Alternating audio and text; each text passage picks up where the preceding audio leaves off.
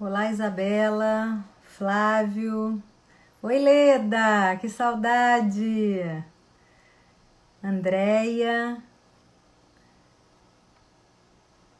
aguardando um pouquinho para a gente começar a nossa live. Hilário, Ivan, Luciana, Rafael, Isabela.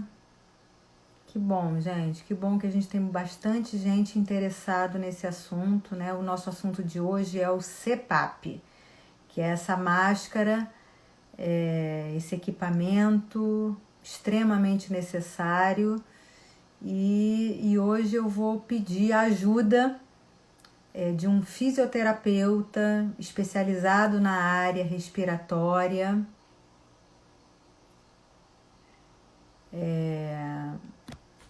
Vou esperar ele entrar aqui e ele pedir para participar. Falta ele pedir para participar. Então, é um fisioterapeuta especializado na área respiratória, que já trabalha há mais de 10 anos com a adaptação desse equipamento. Eu acho que ele já entrou, mas ele não pediu para aceitar aqui, né? Doutora Sandra de Volta Redonda. Olá, Sandra. Bom, agora eu acho que vai. Aguardando ele entrar. Então, obrigada a presença de todos. Vamos aprender um pouquinho mais sobre esse grande problema. Oi, Luiz Fernando, como Olá, vai? doutora. Tudo Boa bom? noite, tudo bem? Bom, eu convidei hoje, gente, para essa live, o doutor Luiz Fernando Lisboa. Ele é fisioterapeuta há mais de 10 anos. Não vou falar quanto tempo para não entregar a idade, É, tá, Luiz Fernando? verdade. E ele hoje é o gerente geral da empresa Oxigenar, que, enfim, produz, tem essas multimarcas, né? E vende, aluga. Depois você pode falar um pouco melhor sobre os equipamentos, né? Uhum. Mas a importância dessa live hoje, né? Eu estou até esperando mais gente entrar, mas é o seguinte, Luiz Fernando, aquele paciente, né, que chega para nós, faz o exame de polissonografia, que é o padrão ouro, que é o exame fundamental para a gente fazer o diagnóstico de apneia, das principais apneias obstrutivas do sono. Enfim, ele tem uma obstrução dessa região, tem o diagnóstico. Aí o médico entrega para ele esse diagnóstico e diz: olha, você precisa usar o CPAP. E aí? Quer dizer, o que esse paciente que a partir de agora precisará se adaptar, comprar, começar a utilizar. Uso contínuo, na grande maioria das vezes, é usar para sempre esse equipamento. Então, é uma ducha de água fria, né, que esses pacientes recebem. Eles não recebem bem essa necessidade do uso do equipamento, apesar de ser quer dizer, muitas pessoas, logo na primeira noite que usam, né? Nossa, minha vida mudou. Então, apesar disso, muitos pacientes estão muito resistentes, não querem, demoram a buscar ajuda. Tem a questão conjugal, a questão do casal, a questão de ser mulher, por exemplo, e precisar usar o aparelho. Então, eu queria que você desse essa breve introdução aí para os nossos ouvintes, que muitos deles estão passando por essa situação, ou já passaram, ou não se adaptaram, ou tem algum familiar que tem esse diagnóstico de apneia obstrutiva do sono. Muito obrigada pela presença, por ter aceito o nosso convite. Boa noite, doutora Andréia. Boa noite a todos que nos acompanham. Agradecer, primeiramente, né, pelo convite, pela oportunidade, tentar passar um pouco aqui da minha experiência prática. E você resumiu muito bem. É exatamente assim que o paciente chega para a gente. Ele chega bastante ansioso, né, bastante preocupado como que vai ser a questão do tratamento, com bastante dúvidas. E eu entendo que o papel nosso, como fisioterapeuta, que está recebendo esse paciente, é justamente dar continuidade em tudo que começou com o médico. Então, já foi diagnosticado, ele já está com a indicação da utilização do equipamento. Então, nesse momento, a gente tem um papel muito importante para a gente conseguir entender o paciente como um todo, que é o mais importante, porque não é uma receita de bolo, o que funciona com um paciente não vai funcionar com o outro. Então, a gente precisa identificar, personalizar o atendimento e entender como um todo, né? Não somente o CPAP, programar e entregar. Entender como que esse paciente, a vida dele, ele movimenta muito à noite, entender algumas particularidades para a gente ter mais assertividade no tratamento. Isso é bem importante, Luiz Fernando. Por isso é que os meus pacientes, eu sempre peço que exista a ajuda de um fisioterapeuta. Porque esse primeiro contato é muito decisivo se esse paciente vai efetivamente ingressar e tentar, né, ter um pouco mais um olhar melhor para esse tipo de tratamento. Aquele paciente em que sai com uma receitinha e vai sozinho buscar o aparelho, buscar ajuda, como eu uso, ele desiste. Sim. E ele toma trauma. Aí, quando ele volta 5 anos, 10 anos depois, volta pior, com uma apneia mais grave, com comorbidades, já problemas de hipertensão, diabetes, obesidade, algum infarto, alguma questão maior. Ele já volta desta maneira e já volta dizendo o seguinte: olha a situação do médico, que sabe que o padrão ouro, que o melhor tratamento é o CPAP. Aí ele volta dizendo: doutora, tudo menos CPAP. Tem coisa mais nova?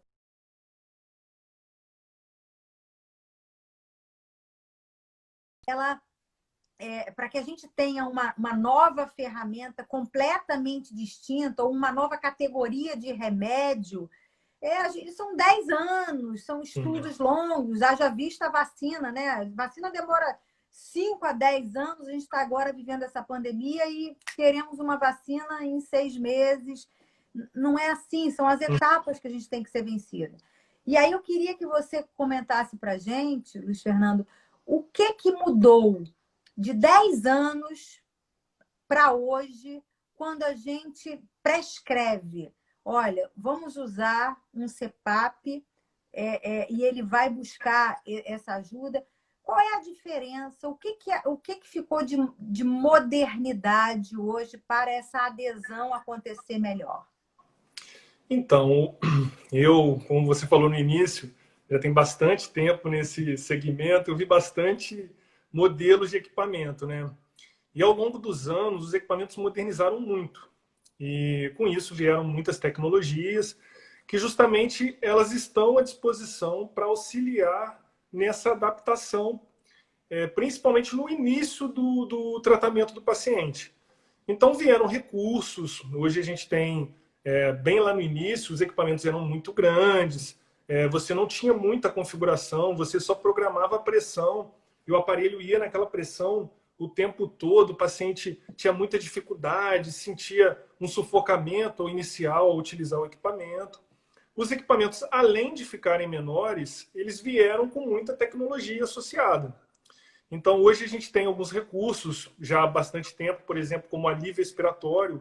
O paciente tem um conforto expiratório ao expirar, porque o CPAP ele gera uma pressão de ar contínua e muitas das vezes essa pressão dificulta o paciente a botar o ar para fora. Então, com essa tecnologia do alívio expiratório, o aparelho consegue identificar o exato momento que o paciente quer expirar, quer colocar o ar para fora, e o aparelho reduz suavemente a pressão, facilitando a pressão. Os equipamentos também acompanham, hoje em dia, monitoram o paciente, eles geram relatórios, eles têm uma tecnologia que você consegue saber quantas horas o paciente usou, está tendo vazamento de ar na máscara enquanto o paciente utiliza. O paciente está fazendo a apneia residual utilizando o CPAP ainda? Será que essa pressão que foi ajustada inicialmente está adequada? E sem contar na tecnologia mais recente, que é o monitoramento remoto. Hoje os equipamentos eles transmitem todas essas informações que eu estou falando à distância, seja por internet, seja por Bluetooth, e a gente tem acesso a monitorar esse paciente à distância. Então a gente consegue mais brevemente antecipar alguns eventos que vêm acontecendo durante o uso. Às vezes o paciente, muito comum, principalmente nessa pergunta sua, o paciente, às vezes, ele tinha alguma dificuldade e ele parava de usar o equipamento. Aí acontecia o que você falou, parava de usar 2 dias, 3 dias, 4 dias, quando foi ver, passou 5 anos. Aí que ele vai retomar o tratamento. Com o monitoramento remoto, a gente consegue antecipar isso, a gente consegue ver que o paciente não está utilizando. Aí a gente proativamente pode fazer contato com esse paciente, solicitar que ele nos procure, a gente pode estar fazendo uma visita e justamente estar entendendo por que ele não está utilizando, ou se está tendo um vazamento. Então a gente consegue agir hoje bem mais precocemente e está comprovado que esse monitoramento aumentou a adesão do CPAP. É muito importante isso, Luiz. Então, para quem está entrando agora, a gente está falando sobre aquele indivíduo que tem apneia do sono, que chegou no médico, ele definiu esse diagnóstico e a proposta terapêutica foi colocar uma pressão positiva na via aérea. A gente tem tratamento, a obstrutiva do sono, o CPAP é o padrão ouro para qualquer índice de apneia, para qualquer, enfim, formato da apneia, né? Tempo de apneia, de saturação que esse indivíduo tenha. Logicamente, quanto mais grave é essa apneia, quanto mais de saturação, quanto mais queixa diurna esse paciente tem, quanto mais comorbidade, mais fácil esse paciente aderir ao CPAP. Mas, comparativamente, os artigos de 10, 20 anos para agora, é o que o Luiz Fernando tem nos dito. A adesão aumentou muito. Por quê? Não somente a gente vai falar de uma grande adesão que é a interface, né? É a nossa próxima, minha próxima pergunta para você, mas pelo equipamento propriamente dito, né? Um equipamento que a gente falava assim, a pressão é 8, e botava e dava 8, e esse indivíduo tinha que colocar a máscara frio, seco, uma pressão permanente, desde ele ainda acordado para essa transição vigília-sono, até mudanças posturais, enfim, despertares à noite, aquilo era o que existia. E hoje não é isso. Hoje a gente tem alguns algoritmos, algumas ferramentas, dependendo do equipamento, né, Luiz Fernando, que vão fazer com que esse indivíduo tenha um conforto quando ele ainda coloca e ele ainda está acordado, né? Aquela chamada rampa, o conforto do umidificador, do aquecimento do ar.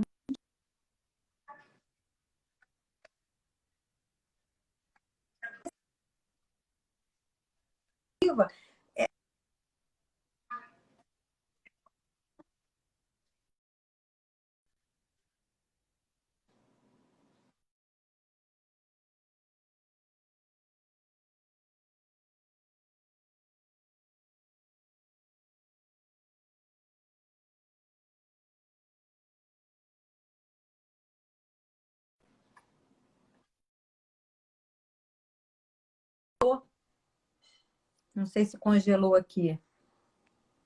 Opa! Para mim travou um pouco. Agora voltou? Acho que agora voltou.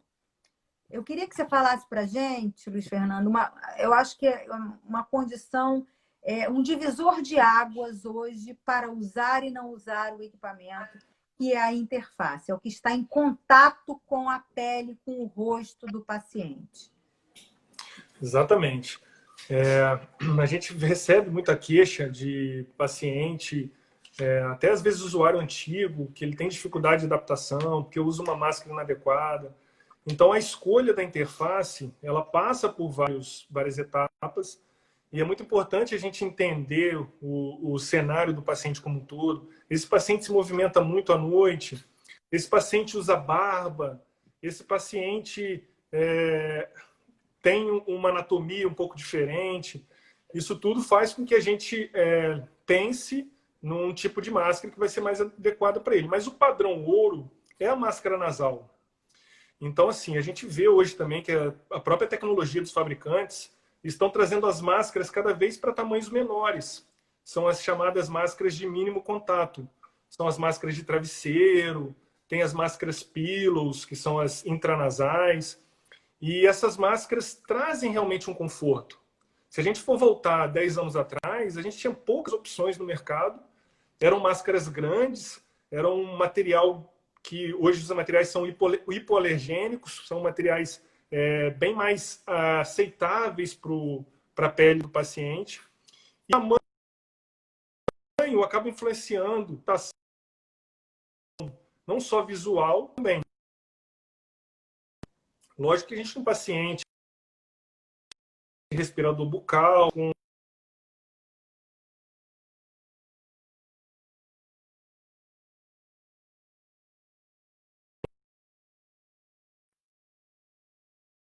inclusive tem alguns motivos que vale a pena a gente estar vendo para as pessoas que as máscaras ficaram pequenas, né, Luiz, realmente. vamos mostrar para os pacientes, para a população o que existe. Ótimo, seria maravilhoso. Ó, por exemplo, tá vendo?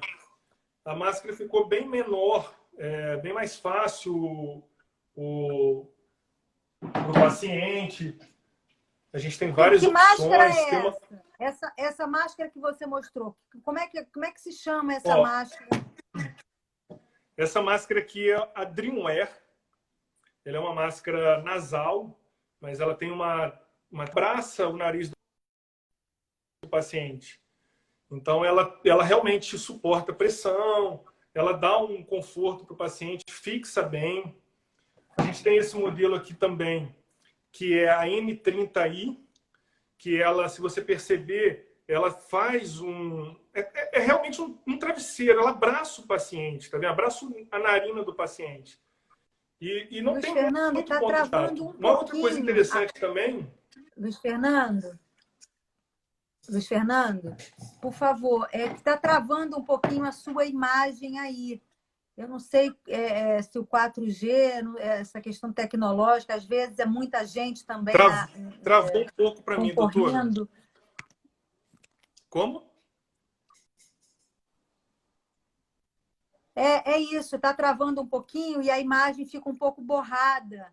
E as pessoas estão questionando isso. Não sei se você pode ajustar o lugar aí para melhorar essa transmissão, para que a gente veja melhor as máscaras.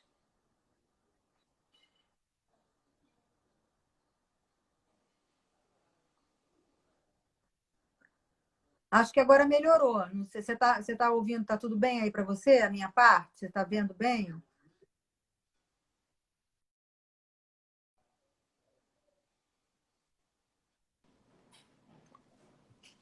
Acho que voltou, doutora. Voltou? Voltou. O pessoal está falando aqui, live no Instagram tem sempre esse problema.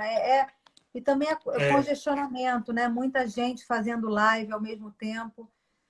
Mas vamos tentar. Verdade. Continua mostrando as máscaras. Eu acho que é importante para o grupo que está aqui poder ver o que existe de novo, né? Para desmistificar um pouco, né? Aquele escafandro, aquela coisa imensa que existia, né? Sim. Então, eu estava mostrando esse modelo aqui, que é a N30i. Ela também é uma máscara que, se vocês perceberem, ela acaba acomodando a narina do paciente. Ela deixa o rosto do paciente bem livre. Uma coisa interessante também, doutora, é que as máscaras, esses modelos que eu mostrei, elas têm a saída do tubo por cima da cabeça. Isso faz com que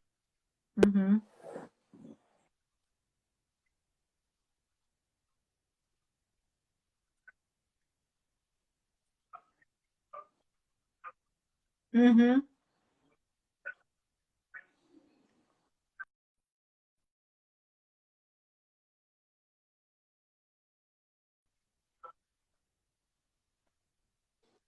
Tem aí para mostrar para gente?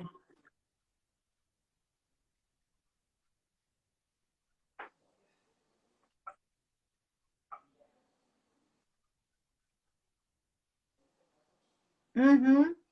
Nossa, bem pequena.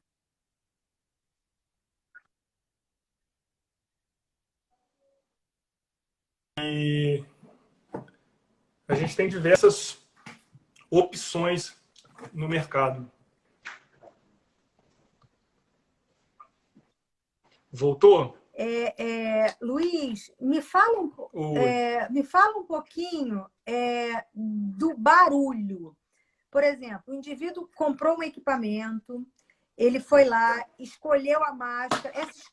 Primeiro, essa escolha da máscara, é, ele vai ao local e aí ele experimenta os modelos para ele se sentir confortável, para ele definir qual é a melhor máscara para ele? É assim que funciona? Exatamente. A gente tem essas opções para teste. Infelizmente, no atual momento, a gente está vivendo uma pandemia. É bem mais complicado a gente poder estar compartilhando isso. Então, a gente até está sugerindo aos nossos pacientes estarem fazendo opção de uma máscara que a gente tem essas opções, que são máscaras que já no próprio vem um pack com mais de um tamanho. Vem com 3, 4 tamanhos. Então, a gente mais ou menos, pela nossa experiência, pela anatomia do paciente, a gente consegue ter um direcionamento da máscara que vai ser mais adequada para aquele paciente. E quando a gente consegue lançar a mão de um pack com mais, que já tem essas opções, se porventura aquela máscara não ficar no tamanho ideal, a gente tem uma outra opção. Porque também a gente consegue fazer a medição do rosto do paciente para a gente saber qual o tamanho que vai ser mais adequado para o paciente, entendeu? Uhum. De asa a asa do nariz também, né? Exatamente. Para não Uhum. ficar uma máscara muito grande, para não ficar vazando, e nem uma máscara muito pequena para o paciente também ficar irritação na pele, ficar pressionando muito. Então a gente realmente tem que achar o tamanho ideal para o paciente, por isso até aqui a gente tem várias opções de modelos de máscara, várias opções de tamanhos de máscara, exatamente para facilitar e para que todos os pacientes possam ser beneficiados com a máscara ideal para ele, né? Quando você diz assim que o padrão ouro é a gente tentar a máscara nasal. Quando que a gente indica uma máscara oronasal?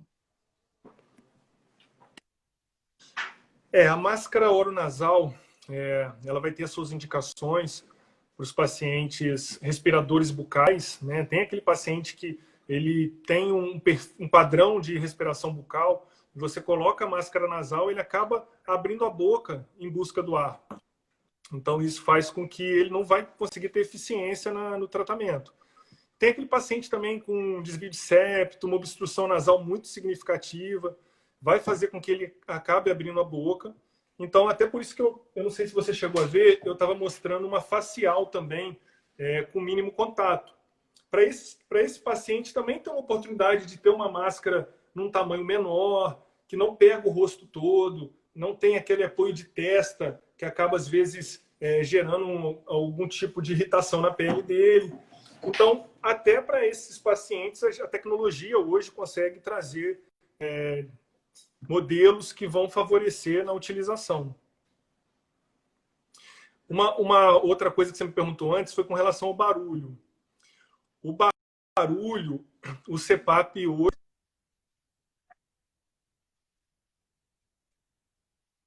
tem para todo tipo de nariz.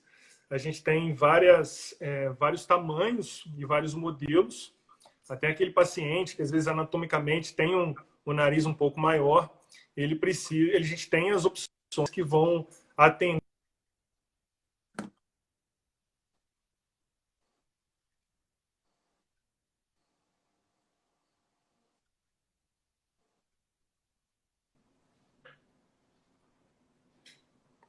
Mas então me fale do barulho que você ia começar a falar.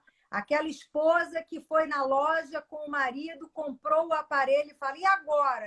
Vai parar o ronco, mas agora vai ter um barulho de um equipamento do meu lado? Exatamente. A gente não pode substituir o barulho do ronco com o barulho do equipamento. Ao longo dos anos, lá no início, o equipamento ele tinha um ruído que acabava incomodando um pouco realmente, só que a tecnologia veio e o ruído hoje do equipamento é praticamente imperceptível. Vai acontecer algum tipo de barulho, se a máscara não estiver bem ajustada, vai acabar tendo vazamento, aí vai ser um barulho de escape do ar. É muito comum, às vezes, um paciente que está com uma máscara mal acoplada procurar a gente e falar que o aparelho está fazendo barulho, estou trocando o barulho do ronco pelo barulho do aparelho. E quando a gente vai, de fato, entender o que está acontecendo, você vê que, na verdade, estava com uma máscara mal acoplada.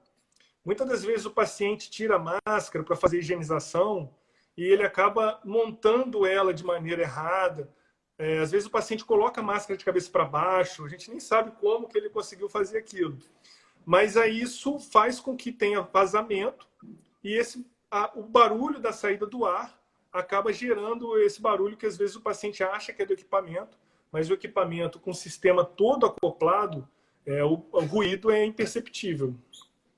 Maravilha, bom saber disso. Agora você falou uma questão aí, que o paciente vai higienizar. Vamos falar agora, a gente está em tempo de Covid, a própria Associação Brasileira do Sono fez vários boletins, principalmente lá no começo, que a gente não sabia nada, ou quase nada, do que estava acontecendo e do que ia acontecer, mas a gente sabe que um paciente com uma suspeita ou um paciente contaminado e que usa CPAP, a aerossolização é um fator de